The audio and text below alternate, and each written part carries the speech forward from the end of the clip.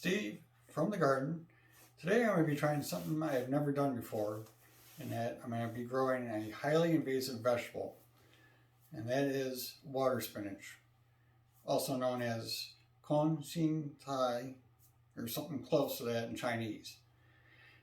In Taiwan, this vegetable is used in stir fries, and for us gardeners, it's highly invasive because it grows very quick and it spreads readily. So I'm going to be growing this indoors. It's winter time here. I wouldn't be able to grow it outdoors even if I wanted to. This is a warm weather plant. It's not going to make it outside for us. First up was setting up my grow station. This is just a shelf I got from Costco. It's 2 feet deep by 4 feet wide.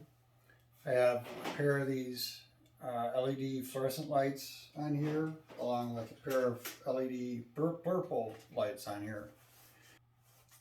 Also, I have a heat mat on here. I'll use that during the germination phase, although these seeds are supposed to germinate very quickly, so I won't need to leave it on there an extended period of time. And if I do provide extra heat to it, it will grow a little faster because it is a warm weather plant. Now, the next step will be getting the container mix ready, so I'm going to take you into the garage for that part. For the mix, I have about 6 gallons of potting soil, and I'm going to add about 4 gallons of my compost I made from my Johnson Sioux bioreactor. Just mix that in there, along with some vermiculite. Try not to dump too much of this in like I did last time I made this stuff. And I'm just going to mix that together. I got my container filled with the container mix. Now this container is 2 feet in length and 16 inches wide. For the seeds, this is what the seeds look like. They're about the size of a popcorn seed, roughly, maybe like a small popcorn seed. I did soak these overnight, and some of these seeds are actually like on the verge of starting to germinate already. So I got that container ready to go. I'm just gonna pop these seeds in here. Not exact spacing, just kind of scatter them in. Now the main thing is I don't want these seeds too close together because they need some room to kind of spread out. I'm starting this container with about 20-25 seeds. I didn't count them. I just kind of took like a small handful, put them in the little dish here, put some water in it, and let it soak overnight.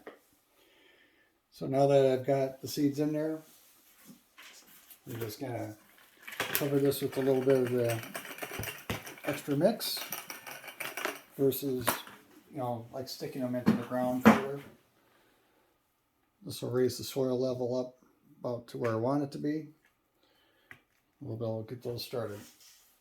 You can kind of see with the container mix between the compost and the potting soil that it is pretty fine, but it's also loose, and if you clump it together it does hold. So it should hold the water pretty well. As the name implies, this vegetable can take a fairly moist soil. So that's what I'm doing here is I have a fairly moist soil. I'm going to just kind of tap it down, and ongoing I'll keep it not wet, but fairly damp. I have the container now on the shelf. The heat mat is underneath it. The heat mat is on.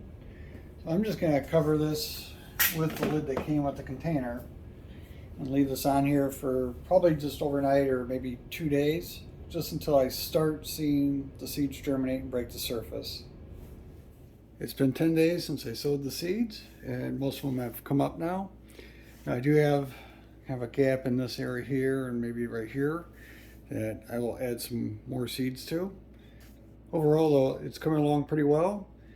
I do think I will put like a second heat mat underneath the container on the shelf, because one heat mat only covers maybe 2/3 of this container, and this is a warm weather plant, so the extra heat should help plants grow a little faster, because my basement here runs about 60 degrees during the winter time, and it's a little bit cool for this plant. In time, I'll do another little update on how these are growing.